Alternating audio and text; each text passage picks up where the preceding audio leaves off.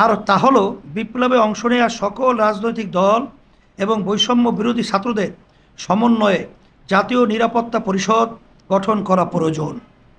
কারণ সংবিধান সহ রাষ্ট্রীয় নানা ক্ষেত্রে সংস্কার, বৈদেশিক সম্পর্ক নির্মাণ, স্বৈরতন্ত্রের সাথে জড়িতদের বিচার সহ জাতির সামনে করণীয় কাজের গুরুত্ব বিবেচনায় একটি সাধারণ রাজনৈতিক ঐক্যমত জরুরি।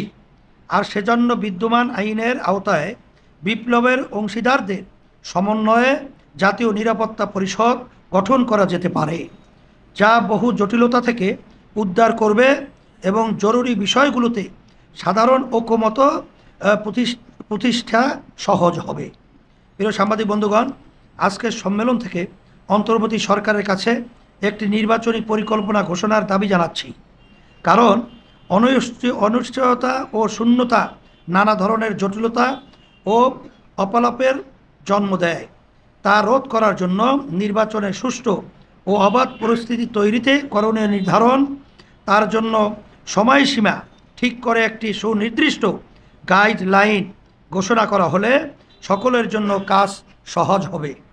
প্রিয় সাংবাদিক বন্ধুগণ, দীর্ঘদিন জনতার সাথে সম্পৃক্ত থাকা, জনমতকে ধারণ করা এবং স্বৈরাচারের বিরুদ্ধে অবিরাম লড়াইয়ের অভিজ্ঞতা থেকে উদ্ভূত এই প্রস্তাবগুলো অন্তর্বর্তী সরকার ও সংশ্লিষ্ট ব্যক্তিবর্গ আমলে নেবেন এই প্রত্যাশা করছি। অন্যথায় ঈশান কোণে কালো মেঘের আনাগোনা আরও প্রকট হয়ে উঠতে পারে। সংস্কার নিয়ে ইতিমধ্যেই মানুষের মধ্যে কানাঘুষা তৈরি হয়েছে। এই কানাঘুষা সংস্কারকে ক্ষতিগ্রস্ত করতে পারে, তাই এখনই পদক্ষেপ নিন। দ্রব্যমূল্য আইন শৃঙ্খলা নিয়ন্ত্রণ করুন। সাধারণ মানুষ জটিল রাজনীতি বোঝে না, তারা তাদের খাদ্যের নিশ্চয়তা চায়, জীবনের নিরাপত্তা চায়, কিন্তু এই দুই ক্ষেত্রেই জনতার অভিজ্ঞতা ভালো না। দ্রব্যমূল্য বহু আগেই নাগালের বাইরে চলে গেছে, সংসার চালাতে সংগ্রাম করতে হচ্ছে। আরও আগে থেকেই স্বৈরাচারের পতনের পরে মানুষ ভালো কিছু আশা করেছিল, কিন্তু বাস্তবতা হলো কোনো ক্ষেত্রে পরিস্থিতি আরও খারাপের দিকে গেছে। এটা মানুষকে হতাশ করেছে। সেজন্য বলবো, যে কোনো মূল্যে দ্রব্যমূল্য নিয়ন্ত্রণ করুন। শক্ত হাতে সিন্ডিকেট ভেঙে দিন, বাজার কারসাজি দমনে শক্ত হন। মনে রাখবেন, এই দ্রব্যমূল্যই আপনাদের প্রতি জনসমর্থন কমে যাওয়ার কারণ হতে পারে। পতিত স্বৈরাচারের বিচার প্রসঙ্গ।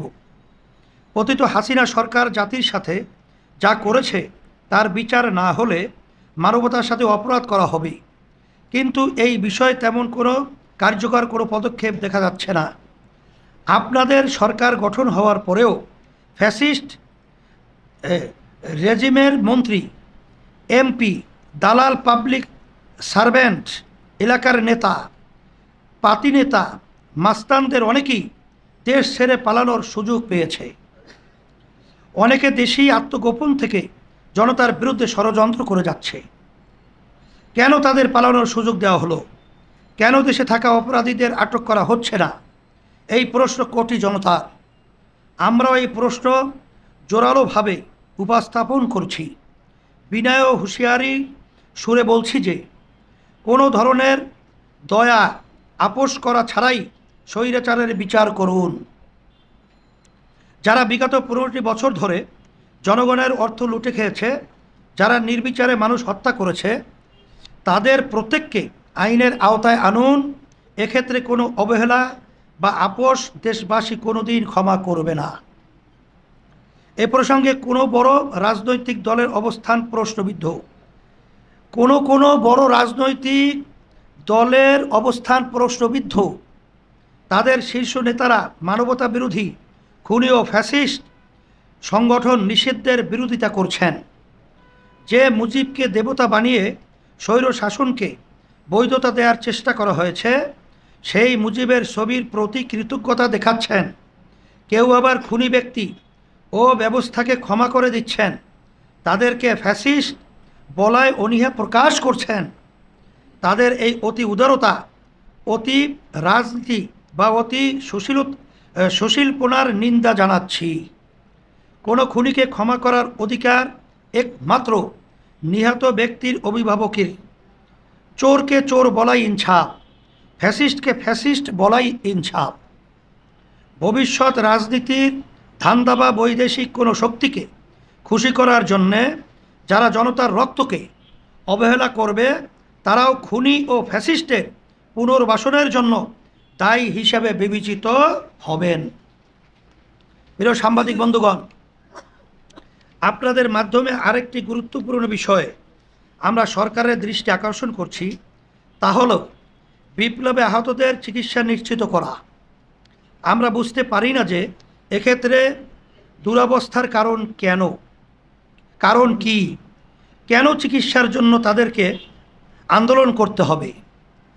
যারা আহত হয়েছেন তাদের চিকিৎসা করার সামর্থ্য কি রাষ্ট্রের নাই? অবশ্যই আছে, কিন্তু কেবলই অবব্যবস্থাপনা ও অদক্ষতার কারণে অভ্যুত্থানের প্রধান নায়কদের এখনও ক্ষত নিয়ে সংগ্রাম করতে হচ্ছে। এর চেয়ে দুঃখজনক আর কি হতে পারে? এই অবব্যবস্থাপনা ও অদক্ষতা খুবই আপত্তিজনক, যা সহ্য করার মতো না। এক্ষেত্রে সরকারের অবস্থান জনতার মনে এই প্রশ্ন জন্ম দিয়েছে যে সরকার কি বিপ্লবে আহতদের অবহেলা করার মাধ্যমে বিপ্লবকেই অবহেলা করছেন? আমরা পরামর্শ দিচ্ছি, কোনো ধরনের অজুহাত ছাড়াই আহতদের দ্রুত চিকিৎসা নিশ্চিত করুন। প্রিয় সাংবাদিক বন্ধুগণ, আজকের সংবাদ সম্মেলনে একটি অস্বস্তিকর প্রসঙ্গ তুলতেই হচ্ছে। বিগত স্বৈরাচার আমলে বিএনপির নেতৃবৃন্দ সহ বিরোধী রাজনৈতিক দলের নেতাকর্মীরা যে ধরনের নিপীড়নের শিকার হয়েছে তা অবর্ণনীয়। স্বৈরাচারের পতনের পরে সবারই প্রত্যাশা ছিল যে আর যাই হোক আগামীতে যেন আর কোনো স্বৈরাচার জন্ম নিতে না পারে, সেই বন্দোবস্ত নিশ্চিত করতে হবে। কিন্তু অস্বস্তির সাথে আমরা লক্ষ্য করছি যে বিএনপির নেতৃবৃন্দ সংস্কারের চেয়ে নির্বাচনকে বেশি প্রাধান্য দিচ্ছেন এবং নির্বাচনকে মুখ্য করে তুলছেন। এমনকি সংস্কার কার্যক্রমের বৈধতা নিয়েও তারা প্রশ্ন তুলে রাখছেন। তারাই ক্ষমতায় গিয়ে সংস্কার করবেন মর্মে ঘোষণা দিচ্ছেন। এখানে প্রথম কথা হলো, তারাই আগামী নির্বাচনে ক্ষমতা যাচ্ছেন, সেই নিশ্চয়তা তারা কোথায় পেলেন? আবার তারা ক্ষমতায় গেলেও জনতার কাঙ্ক্ষিত সংস্কার করবেন, তার নিশ্চয়তা কি? বিগত ১/১১ এর সরকার এবং তাদের হাত ধরে আওয়ামী ফ্যাসিস্টের জন্মের সূচনা কি বিএনপির ক্ষমতা কুক্ষিগত করার অপপ্রয়াসের ফসল নয়? বিএনপির ইতিহাস কি তাদের উপরে আস্থা রাখার মতো ভরসা দেয় না? সেজন্যই আমরা আগে সংস্কার, আগে স্বৈরাচারের উত্থান রোধে সাংবিধানিক ও প্রাতিষ্ঠানিক আয়োজন, তারপরে নির্বাচন আয়োজনের আলাপ তোলার জন্য সকলের প্রতি আহ্বান জানাচ্ছি। প্রিয় সাংবাদিক বন্ধুগণ, আগামীতে যাতে কোনো স্বৈরাচারের উত্থান না হয়, সেজন্যই আমরা সংখ্যানুপাতিক নির্বাচন বা পিআর পদ্ধতি নিয়ে বিগত 16 বছর ধরে দাবি জানিয়ে আসছি। দেশের অধিকাংশ রাজনৈতিক দল এর পক্ষে অবস্থান নিয়েছেন, সেজন্য তাদেরকে মোবারকবাদ জানাচ্ছি। আমরা বিস্ময়ের সাথে লক্ষ্য করছি যে বিএনপি এই বিষয়ে ভিন্ন মত পোষণ করছে। তাদেরকে বলবো, ক্ষমতার কেন্দ্রী ভুবনই স্বৈরাচার জন্ম দেয়। ক্ষমতা যাতে কোনো একক দলের হাতে একীভূত না হয়, সেজন্যই পিআর পদ্ধতির প্রয়োজন। আমরা বিশ্বাস করি আপনারা যেমন রাজনৈতিকভাবে স্বৈরাচার বিরোধী, তেমনি মানসিক ও পদ্ধতিগতভাবেও স্বৈরতন্ত্র বিরোধী। তাই যদি হয় তাহলে আপনারাও পিআর পদ্ধতির প্রতি সমর্থন জানাবেন বলে আশা করছি। প্রিয় সাংবাদিক বন্ধুগণ, আজকের সংবাদ সম্মেলন থেকে আরেকটি গুরুত্বপূর্ণ বিষয় তুলে ধরতে চাই,